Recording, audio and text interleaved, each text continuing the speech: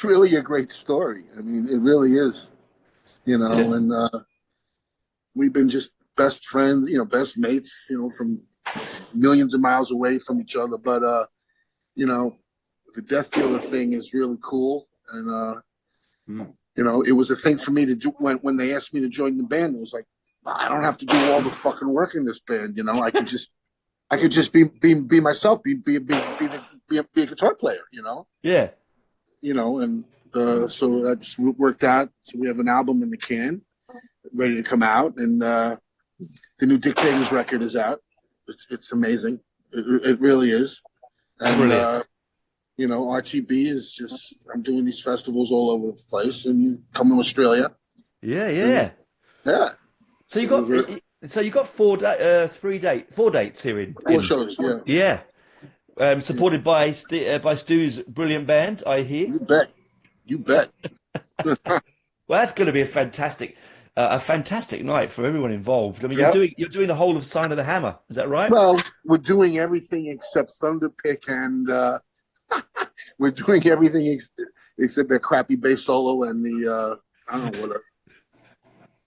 I don't know. Lots. You're going to be doing loads. Let's just say it. You're doing loads, right? That's Yes, we that. have a really action packed set. It's Yeah. really pretty good. We're doing Guyana. We're doing mountains. We're doing Sign of the Hammer. We're doing Omen Play on 10. It's good. I mean, really good set. You know, Brilliant, brilliant. yeah, Well, of course. I mean, the history of your as a musician is so rich. From punk band to the loudest band in the world. yeah. It's quite a journey. It sure was. I mean, I was always like the James Hetfield said. I was always like the heavy guitar player in the band. He said you were always like that kind of guy. It's just I was always the guy like interested in like Eric Clapton and Cream, and I mean I lost track with Eric Clapton after Cream. I mean I just did. I said, well, what's the point? I mean, but Yeah, once you've done Disraeli Gears, you're really over. That's done. after Wheels of Fire, what are you going to do with Farewell Cream and Jimi Hendrix? That one summer really destroyed me. The summer of '67, when you had like Disraeli Gears, Are You Experienced, like the first Led Zeppelin album. I mean, I was like fucking 13 years old. I just, oh my god! I mean, what the? I mean, it really like. And I was away at summertime. I used to like flee the city to a summer camp where I used to. My parents couldn't afford me going there, but they could afford me working there. So I would work in the kitchen staff, but I had my guitar with me, and so all I did was wash dishes and play guitar. Well, what's wrong with that? Nothing wrong. Nothing There's wrong absolutely with nothing wrong. that. You learn And to. live on all the pretty young girls. So obviously you've gone back with Stu now, what, 15 years? Is that right, Stu? 15? Yeah, we go the Death Dealer story. Yeah, it's 15 years now. Bunch of albums, whole bunch of touring, and yeah, Ross knows. I started out a blue-eyed fan, obviously, and we became buddies, which was great along the way. And the cool thing about Death Dealer, I think, from a guitar player perspective, is you get really two different players. Like Ross is the last of a breed.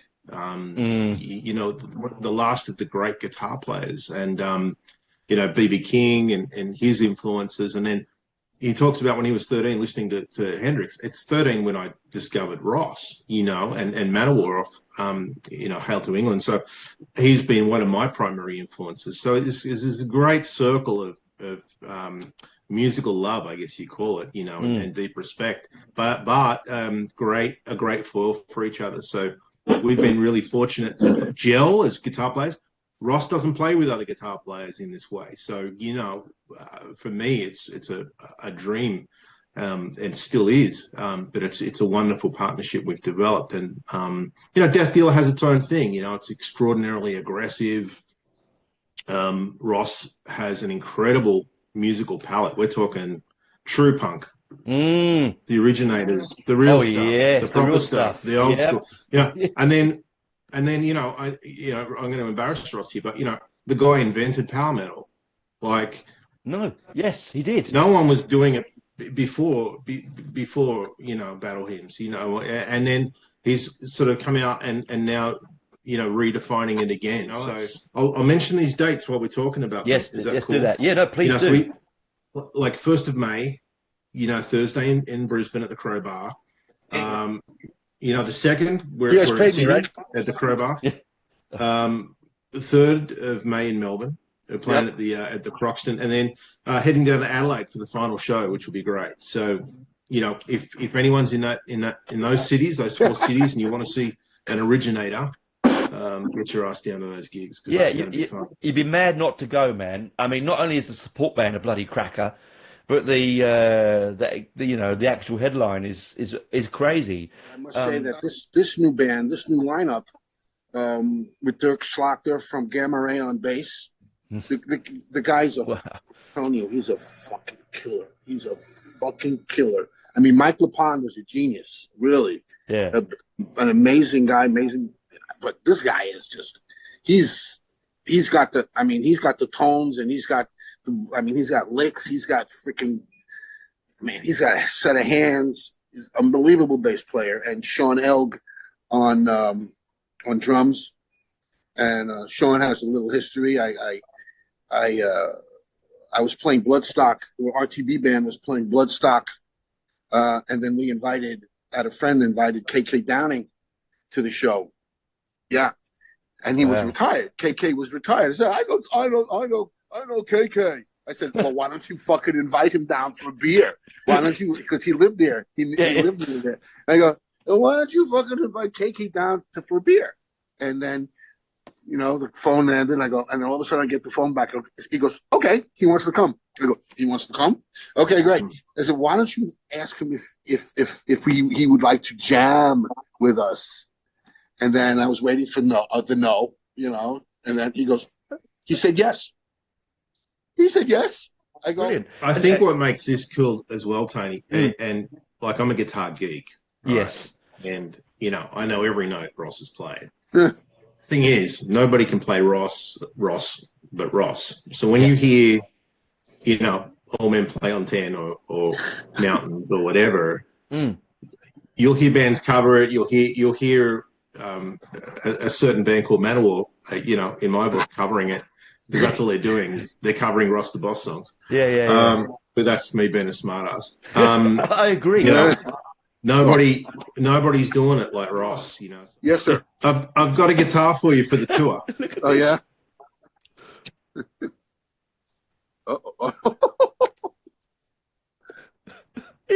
The Angel Sword, mate. It's nice. Yeah. It's nice to look at. Isn't it? I don't know if I tour it, but it's nice to look at. Oh my, that's very nice. It's over the top. Yeah, ESP custom shop, this one, so it is beautiful. But excellent. Yeah, bit of show and tell. My first roadie in Manowar was this guy named Danny Barry, and he was Les Paul's godson. And I never said we used to go to Les Paul's house in Manowar, and Les would make us popcorn, and I was sitting there in the presence of absolute God genius. Oh my God! Yeah. Wow. Yeah. And and he showed me his log, and we went upstairs where he had all the guitars. He didn't have any of the 54 to 50 of the ones that are selling for millions of dollars, any of the Sunburst. I go, Les, how come you don't have any of the ones? He had all this New Orleans stuff that Gibson was making at the time in the 80s. He had all this stuff. I go, Les, how come you don't have any of the Jimmy Page guitars and stuff like that, the bursts? He goes, that's bullshit. They're all the same. They're all good. But I was at the point of ready to do something different. The Dictators took a hiatus after Blood Brothers, and not cracking the American market. Duh. How did that not happen? Oh, geez. But they loved us. They loved AC/DC, really liked the Dictators. And you know what? It's a funny story. I'll only tell you two guys.